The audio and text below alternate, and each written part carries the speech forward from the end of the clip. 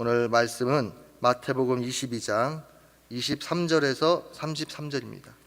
부활이 없다 하는 사두개인들이 그날 예수께 와서 물어 이르되 모세가 일렀을 때 사람이 만일 자식이 없이 죽으면 그 동생이 그 아내에게 장가들어 형을 위하여 상속자를 세울지니라 하였나이다. 우리 중에 7형제가 있었는데 마지가 장가들었다가 죽어 상속자가 없으므로 그 아내를 그 동생에게 물려주고 그 둘째와 셋째로 7째까지 그렇게 하다가 최후에 그 여자도 죽었나이다. 그런즉 그들이 다 그를 취하였으니 부활 때 7 중에 누구의 아내가 되리까? 예수께서 대답하여 이르시되 너희가 성령도 하나님의 능력도 알지 못하는 고로 오해하였도다. 부활 때에는 장가도 아니가고 시집도 아니가고 하늘에 있는 천사들과 같으니라. 죽은 자의 부활을 논할진대 하나님이 너희에게 말씀하신 바 나는 아브라함의 하나님이요 이삭의 하나님이요 야곱의 하나님이로다 하신 것을 읽어보지 못하였느냐. 하나님은 죽은 자의 하나님이 아니요 살아있는 자의 하나님이시니라 하시니. 함께 읽겠습니다. 무리가 듣고 그의 가르침에 놀라더라. 아멘. 앞전에 바리새인들이 예수님을 함정에 빠뜨리려고 하는 그런 악한 의도를 가지고선 예수님을 찾아와 당시에 정치적으로 민족적으로 굉장히 민감했던 납세 문제에 대해서 예수님께 질문을 던졌습니다. 그리고 이어서 오늘은 사두개파 사람들이 예수님을 찾아와 또 어떠한 질문을 던지게 됩니다. 이 사두개파를 간단하게 소개를 하자면 이들은 당시 막강한 권력과 실세를 쥐고 있는 권력 계층이었습니다. 주로 예루살렘에 부유한 제사장들 그리고 귀족 출신으로서 이들은 바리새인들과는 다르게 구전으로 내려오는 율법을 인정하지 않았고 또 성경에서 모세오경만을 성경의 권위로 인정했습니다. 그리고 이 모세오경에는 부활에 관한 내용의 근거가 전혀 없다라고 생각했습니다. 그래서 이들은 부활이 없다라고 믿으며 또 영적 세계 그리고 천사들의 존재도 믿지 않았습니다. 이것이 이제 바리새인들과 달리하는 부분이죠. 지극히 현세적인 세계관을 가지고 있고 아주 철저하게 세속적이고 현실주의적인 자들이었습니다. 그래서 본인들이 이미 이 땅에서 많은 부와 권력을 누리고 있던 자들이라 그런지 현실에 만족하고 안주하는 것을 원했던 자들입니다. 사실 이 사두개파 사람들이 부활 신앙을 거부했던 그 깊은 속내도 사실은 자신들의 이 현재 이 땅에서의 기득권을 뺏기지 않게 하기 위함이었던 것입니다. 그러니 자연스럽게 영적인 문제, 내세의 영원한 세계 그리고 이 부활에 대해서 등한시했던 것입니다. 그래서 오늘 우리가 읽은 본문 시작에서도 성경은 이들을 부활이 없다 하는 사두개인이라고 그렇게 소개를 하고 있습니다. 그런데 부활을 부정하는 이들이 오늘 예수님께 찾아와서 어떤 질문을 합니까? 부활에 관한 질문을 합니다. 28절 중반부에 성령님이 부활할 때라고 이렇게 이야기를 하면서 부활 후에 내세의 상황을 가정하고선 그렇게 질문을 하고 있습니다. 그러나 이 사두개파 사람들이 이 질문은 부활과 영생을 받아들이고 믿고 또 기대함으로 예수님께 이 부활에 대한 것을 전제하고 질문을 던진 것이 아니었습니다. 늘상 부활을 가르쳐 오신 부활의 주님이신 예수님께 덫을 놓아서 죽음 후에 부활이 있다라는 이 신앙을 비웃으려고 짓밟으려고 했던 악한 의도를 가지고 질문을 던진 것입니다. 사두개인들의 질문이 24절에서 28절까지 이어지는데요. 이들의 질문이 어떻습니까?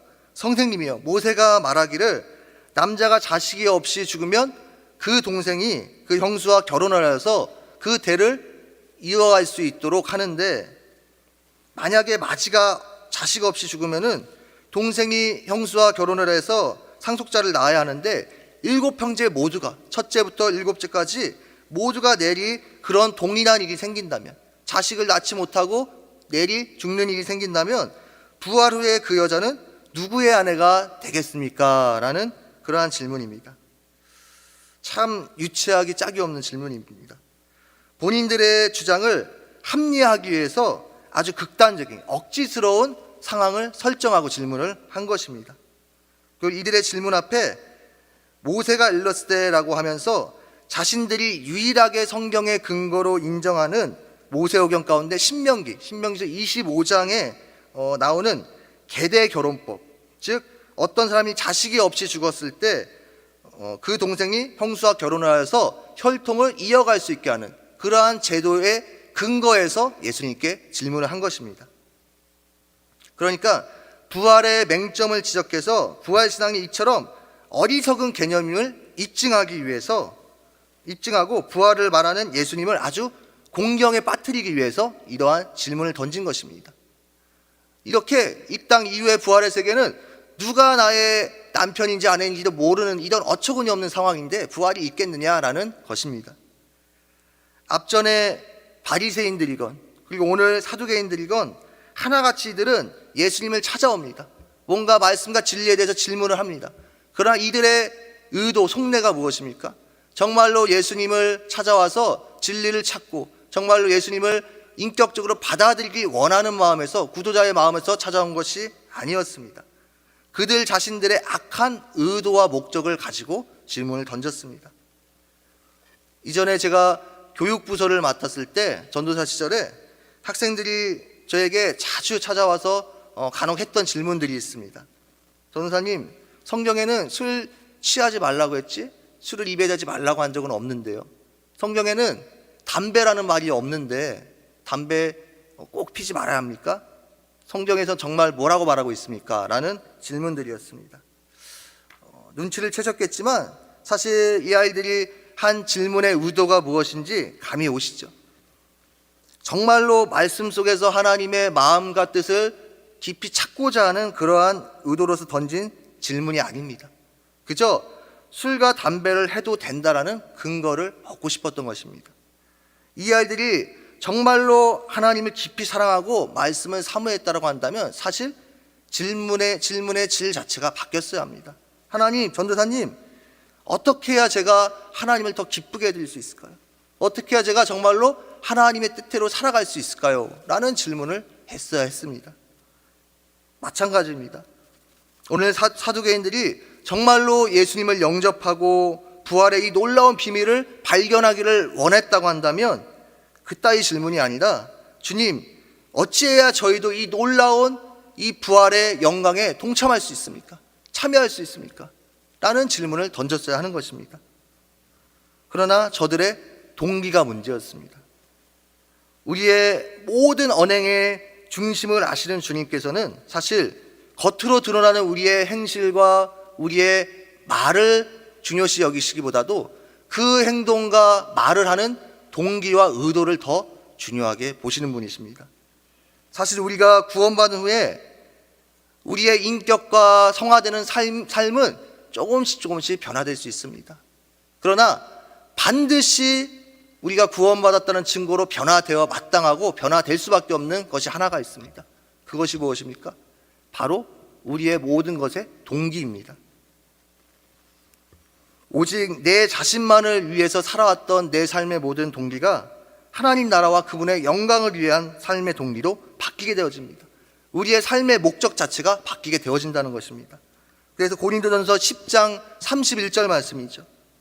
우리가 잘 아는 말씀인데 이렇게 말하고 있습니다. 그런즉 너희가 먹든지 마시든지 무엇이든지 다 하나님의 영광을 위하여 하라라고 말하고 있습니다.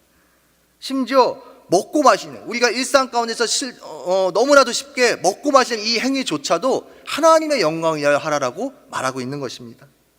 하나님의 생명으로 살아가는 우리의 모든 삶의 동기, 모든 행동의 동기는 오직 하나님의 영광을 위함이 되어야 한다는 것입니다.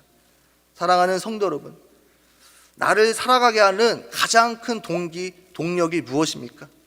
무엇 때문에 살아가고 계십니까? 심지어 조금 더 깊게 나가 내가 신앙생활을 하고 있는 이 동기가 무엇입니까?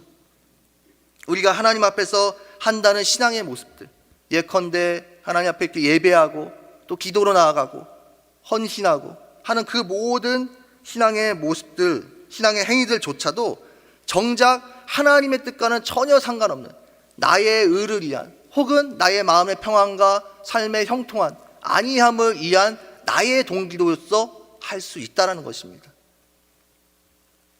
지금 내가 하고 있는 노력과 집중하고 있는 일이 그 일이 과연 누구의 기쁨을 위한 것인가? 하나님이 과연 기뻐하실 만한 것인가? 지금 내가 하고 있는 것이 정말로 누구를 위한 것인가? 라는 이러한 질문들을 우리 가운데 계속 던져본다면 나의 마음속에 있는 이 모든 행동의 동기를 발견하게 되는 것입니다. 바라기는 우리의 모든 것의 동기가 심지어는 먹고 마시는 것조차도 우리의 모든 것 대신은 하나님을 위한 동기로 살아가게 되기를 간절히 소망합니다. 왜냐하면 내 삶은 주님의 것이고 또 내 생명도 하나님의 것이기 때문입니다.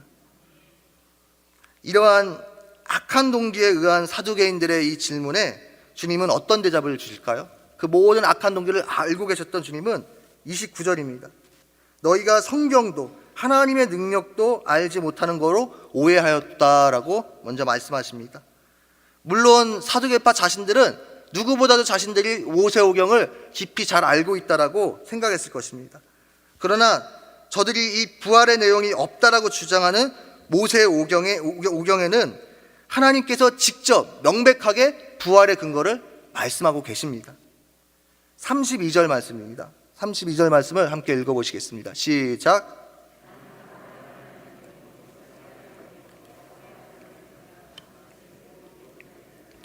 하나님은 죽은 자의 하나님이 아니요 살아있는 자의 하나님이시니라 하시니. 아멘.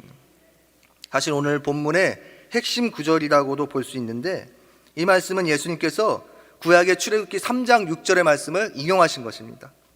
잘 아시다시피 모세가 호렙산 떨기나무에서 하나님을 배웠고 하나님께서 모세에게 하신 말씀입니다. 자신을 드러내신 것입니다.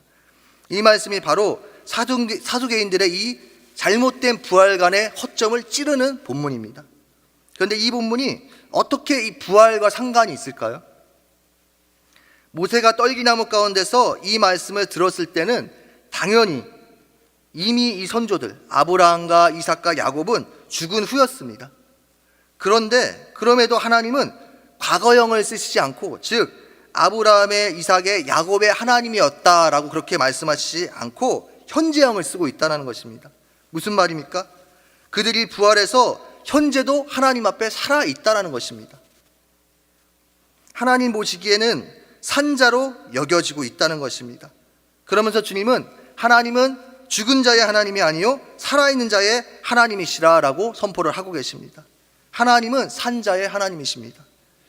근데 여기서 산자라는 뜻은 참된 생명을 누리다라는 그러한 깊은 뜻을 가지고 있습니다.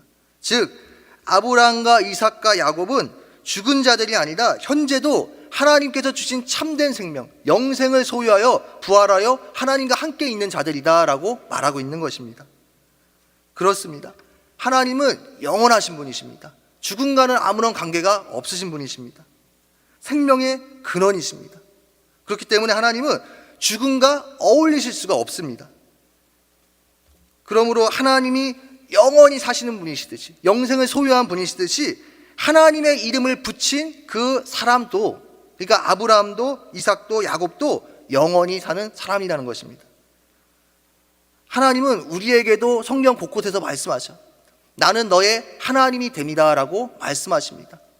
이 말씀은 전능하신 하나님이 우리 각자의 하나님으로 나타나시기도 하지만 이 안에 또 깊은 놀라운 고백의 뜻은 바로 우리 한 사람 한 사람이 하나님처럼 영생을 소유한 자요, 하나님과 영원히 부활의 영광을 누리며 하나님과 영원한 교제 가운데 있을 동일한 하나님의 생명을 소유한 자다라는 것을 말하고 있는 것입니다. 얼마나 놀라운 고백입니까? 우리가 하나님과 동일한 생명을 소유한 자라는 것입니다. 영원히 하나님과 교제할 존재라는 것입니다. 그러니까 사두개인들은 모세오경만을 성경의 권위로 믿었었는데 사실 그마저도 제대로 이해하지 못하고 있었던 것입니다. 주님은 이런 사두개인들이 부활의 근거가 없다라고 주장하는 모세오경의 그 말씀 안에서 주님은 오히려 반격을 하십니다. 사두개인들의 실상은 하나님의 말씀도 전혀 알지 못하고, 그렇기 때문에 하나님의 놀라운 능력과 부활의 권능이 담겨져 있는 그 말씀을 모르니 하나님의 그 부활의 능력도 하나님의 권세도 전혀 알지 못했던 것입니다. 결국 이들은 겉으로는 대단한 것 같지만 영적 장님에 불과했습니다. 요한복음 11장 25절에서 주님이 우리에게 말씀하십니다. 질문하십니다. 나는 부활이요 생명이니 나를 믿는 자는 죽어도 살겠고 무릇 살아서 나를 믿는 자는 영원히 죽지 아니하리라. 내가 이것을 믿느냐라고 말씀하십니다. 그렇습니다. 우리는 이 질문에 믿음으로 아멘하고 고백한 자들입니다. 우리는 예수님께서 사망의 권세를 멸하시고 다시 사셔서 죽은 자들의 첫 열마가 되심을 믿습니다. 그래서 우리 또한 이미 사망에서 일으킴을 받아서 영적으로는 영적인 죽음을 이미 통과한 영생의 부활을 이미 소유한 약속받은 자들입니다. 그렇기 때문에 더 이상 죽음이 우리를 주장할 수 없는 것입니다. 이 세상에 수많은 종교가 있지만 죽음을 이기고 부활한 분은 예수 그리스도 한 분밖에 없습니다. 이 놀라운 부활신앙이 오늘 우리 가운데 회복되어지기를 간절히 소망합니다. 우리가 이 부활신앙을 회복하고 부활의 소망을 가지고 이 땅을 살아가야 하는 이유는 이 부활 소망이 이 죽음의 냄새가 진동하는 이 세상, 사망 권세 잡은 사단의 그늘 아래 있는 이 세상에서 우리가 승리하며 담대하게 기쁨으로 살아갈 수 있는 원동력이 되기 때문입니다. 오늘 말씀을 준비하면서 떠오른 한 인물이 있습니다. 바로 사도행전에서의 베드로입니다. 사도행전 12장에 보면은 헤롯 왕이 야고보 사도를 목을 잘라 죽입니다. 그리고 베드로도 똑같이 처형할 목적으로 그를 감옥으로 잡아들입니다. 그런데 베드로의 사형 집행 전날 밤, 그러니까 죽음을 앞둔 그날 밤에 놀랍게도 베드로는 두 다리를 뻗고 누워서 자고 있다라고 기록하고 있습니다. 사도행전 12장 6절의 말씀입니다. 헤롯이 잡아내려고 하는 그 전날 밤에 베드로가 두 군인 틈에서 두 쇠사슬에 매여 누워 자는데라고 기록하고 있습니다. 언젠가 제가 한 교도관의 인터뷰를 통해서 들은 바로는 아무리 악랄하고 악명 높았던 그 잔인한 사형수도 본인이 죽기 전에 사형대로 가는 그 길에서는 영락 없이 어린아이같이 괴성을 지르면서 울부짖는다는 것입니다. 그냥 눈물 콧물 할 것 없이 심지어는 그 장면이 오줌까지 그렇게 늘 정도로 공포에 질린다고 합니다. 죽음의 공포가 그렇게 압도적입니다. 그런데 베드로는 두 다리 뻗고 자고 있습니다.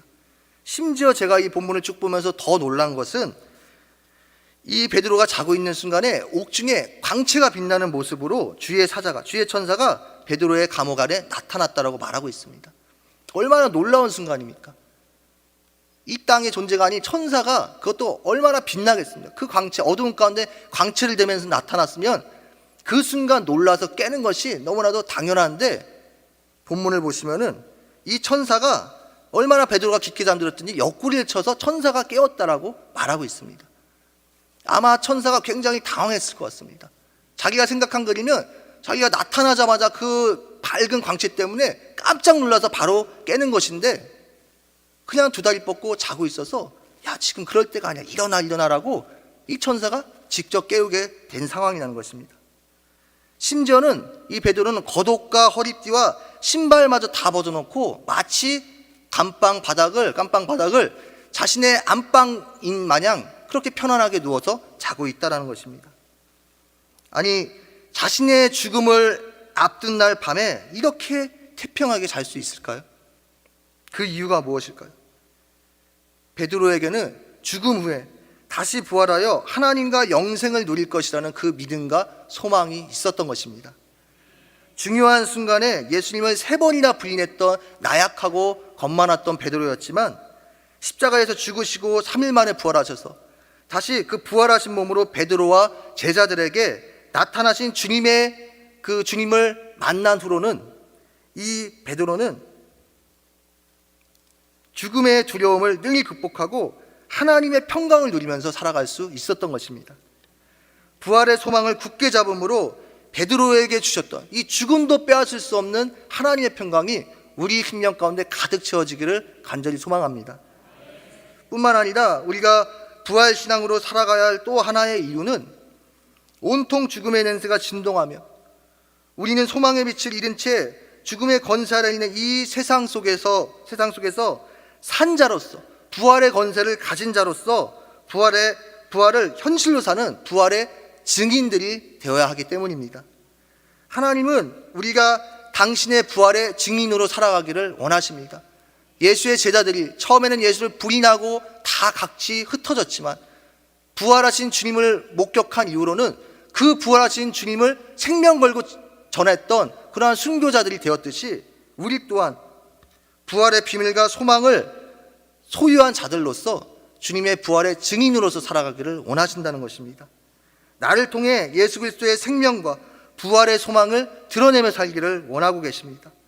얼었던 땅에 새싹이 돋아나고 또 봄 꽃내음이 나기 시작함을 통해서 우리가 추웠던 이 겨울이 지나가고 봄이 옴을 기대하며 알아볼 수 있듯이 우리의 부활의 믿음과 부활의 삶을 통해서 살아계신 하나님, 죽음과 저주를 깨뜨리시고 다시 사신 그 부활의 주님을 드러내는 삶을 살 수 있다는 것입니다. 언젠가 부활 그 증거라는 다큐 영화를 함께 본 적이 있습니다. 부활 신앙에 대한 다큐 영화입니다. 근데 거기에 천정은이라는 자매가 나옵니다. 이 자매는 30대 후반이라는 젊은 나이에 말기암 판정을 받고선 무려 지금까지 85번 이상의 항암 치료를 받았다고 합니다. 얼마나 고통스럽겠습니까? 장정들도 10번 이상을 받으면 못 견디는 것인데 그 많은 과정을 밟아오면서 머리털은 말할 것도 없이 눈썹이며 코털까지 다 빠졌다라고 합니다. 그런데 그러한 절망의 순간에 살아계신 하나님을 말씀을 통해서 만나게 됩니다. 그리고 그가 깨달은 것은 지금 내가 암에 걸린 것이 문제가 아니라 내 영혼이 죽어 있었구나라는 것을 깨닫게 됐다는 것입니다. 그리고 이 고난과 죽음도 믿음의 눈으로 볼 때 결국 부활로, 영광스러운 부활로 가기 위한 축복된 과정임을 깨닫게 되었던 것입니다. 그리고 그때로부터 이 암이 주는 고통과 두려움을 넘어서서 부활이 주는 소망과 기쁨으로 살아가게 된 것입니다. 그리고 수많은 간증을 통해서 이러한 부활의 은혜를 전하며 자신과 같은 말기암 환자들을 찾아다니면서 부활의 주님을 전하고 그들을 섬기는 사역을 지금도 하고 있다고 합니다. 이 자매는 부활신앙으로 죽음의 두려움을 영원한 소망으로 바꾼 것입니다. 그 자매의 이러한 믿음의 삶 자체가 주님의 부활의 능력을 드러내는 삶이었던 것입니다.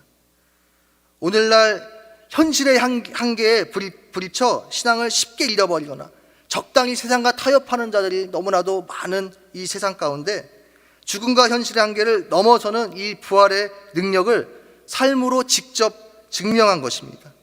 사랑하는 성도 여러분, 예수의 제자들이 십자가의 죽음에서 다시 사신 부활의 주님을 만난 기점으로 그 남은 인생을 그리스도의 부활을 목격한 증인으로서 생명을 걸고 살아갔듯이 부활하신 주님을 주인으로 모신 우리 또한 우리의 삶을 통하여서 영원한 빛이 아니라 잠시 잠깐 비추다 결국 꺼져버릴 화려한 네온사인에 속아서 살아가고 있는 이 땅의 사람들 가운데 참된 빛, 영원한 빛을 비춰줄 수 있는 등대와 같은 주님의 부활의 증인으로 살아가게 되기를 간절히 소망합니다.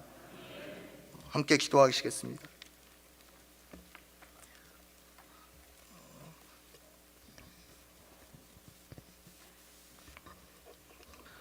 사랑의 하나님 감사합니다. 오늘 사두개인들의 이 악한 의도로 던진 질문을 통하여서 하나님, 우리의 모습을 먼저 보길 원합니다. 우리는 혹시 영원한 하늘의 것, 영원한 부활의 그 소망을 가지고 살아가기보다 우리 또한 그렇게 고백은 했지만 잠시 있다 사라질 이 땅의 것들, 당장 내 눈앞에 보이는 현실의 것들에 목매이면서 그것에 집중하면서 살아가진 않았었는지, 우리 가운데 이 사두개인들의 모습은 없었는지 다시 돌아보게 하여 주시옵소서. 그래서 다시 한번 영원한 것, 영원히 소유할 영생을 바라보며 이 땅을 하나님 안에서 살아갈 수 있게 하여 주시옵소서. 다시 사신 주님, 또 다시 우리를 살리신 그 주님의 놀라운 부활의 능력과 소망을 이 땅 가운데 전혀 부활의 소망을 갖지 못하며 살아가는 이 땅 가운데 온전히 드러내며 살아갈 수 있는 증인이 될 수 있게 하여 주시옵소서. 예수 그리스도의 이름으로 기도합니다. 아멘. 함께 찬양하시겠습니다. 주 하나님 독생자 예수 날 위하여 오시었네. 내 모든 죄 용서하시고 죽음에서 부활하신 나의 구세주, 살아계신 주, 살아계신 주, 나의 참된 소망, 걱정 근심 전혀 없네. 사랑해 주는 갈 길 인도하니 내 모든 삶의 기쁨 늘 충만하네. 주 안에서 거듭난 생명 도우시는 주의 사랑 참 기쁨과 확신 가지고 예수님의 도우심을 믿으며 살리. 살아계신 주, 나의 참된 소망, 걱정 근심 전혀 없네. 사랑해 주는 갈 길 인도하니 내 모든 삶의 기쁨 늘 충만하네. 이 시간 합심하여 먼저 기도하길 원하는 것은 다음 세대를 위하여서 집중하는 날입니다. 나를 위해 울지 말고 너희와 너희의 자녀들을 위하여 울라라고 말씀하셨듯이 오늘 우리에게 맡겨주신 자녀들, 가을교회의 다음 세대들을 품고 축복하며 중보하길 원합니다.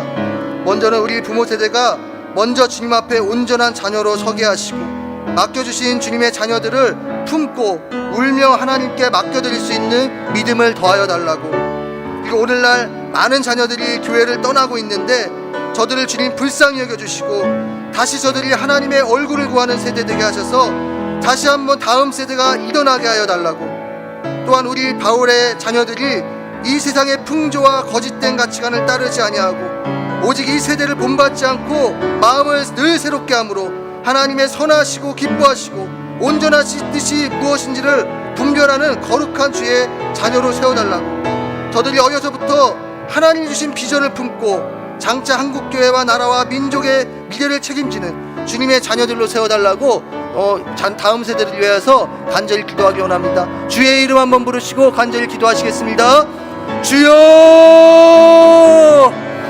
하나님 아버지 감사합니다. 오늘 이 새벽에 하나님 우리 하나님의 은혜 존전에 불러주시고 또 하나님 특별히 주님의 자녀들을 위하여서 기도하게 하시며 감사합니다. 하나님 아버지요, 주님께서 맡겨주신 자녀들을 위하여서 주님 가슴에 품고 저들을 위하여 울며 기도하며 나아가길 소망합니다. 하나님, 우리가 저들을 위하여 중보할 때 아버지 우리 부모들의 기도를 먹고 저들이 자라가게 하여 주시옵소서. 저들이 아버지 이 흑암 가운데 있는 세상 속에서 아버지 거짓이 난무하는 세상 가운데 참된 하나님의 진리를 붙들며 살아가는 주님의 자녀들 되게 하여 주시옵소서. 세상의 잠시간까지 있는 헛된 즐거움과 기쁨에 쫓아다니는 자녀들이 아니라 영원한 하나님의 기쁨을 누리며 사는 자녀들 되게 하시고, 하나님 아버지여, 어디서부터 저들이 온전히 하나님을 경외하며 하나님의 말씀의 가치관에 아버지 바로 서는 자녀들로 주님 아버지여 세워주시옵소서.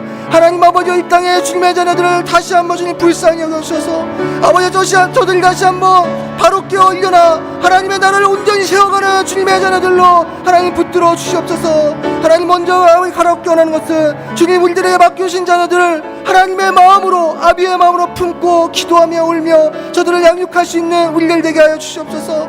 하나님 아버지여, 너희와 너희의 자녀들을 위하여 울라라고 말씀하셨듯이 하나님 주님의 자녀들이 위하여서 가슴을 치며 통곡하며 울 수 있는 하나님, 주님의 마음을 가진, 심령을 가진 영적 아비들, 부모가 될 수 있도록 주님 우리들에게 믿음을 더하여 주시옵소서. 하나님 아버지, 그래서 우리들의 기도를 통하여, 우리들의 하나님의 양육을 통하여 아버지, 믿음의 자녀들이 온전히 성장하고 하나님 앞에서 새로워질 수 있도록 주님 아버지 역사하여 주시옵소서. 하나님 아버지, 주님의 다음 세대들을, 우리의 자녀들을 하나님 불쌍히 여겨 주시옵소서. 주님의 자녀들을 하나님 살려 주시옵소서. 많은 이들이 주님의 교회를 떠나가고 있는 이 시대 가운데서도 다시 한번 우리 바울의 자녀들이 하나님의 얼굴을 구하며 하나님께로 돌아오고 하나님을 예배하는 주님의 온전한 하나님의 사랑하시는 자녀들로 회복시켜 주시옵소서. 그래서 저들이 정말로 어제서부터 하나님의 영광을 위하고 하나님의 비전과 뜻을 품고 나아가는 주님의 귀한 자녀들 될 수 있도록 주님 축복하여 주시옵소서. 이 모든 말씀 예수 그리스도의 이름으로 기도합니다. 아멘. 이어서 합심하여서 기도하기 원합니다.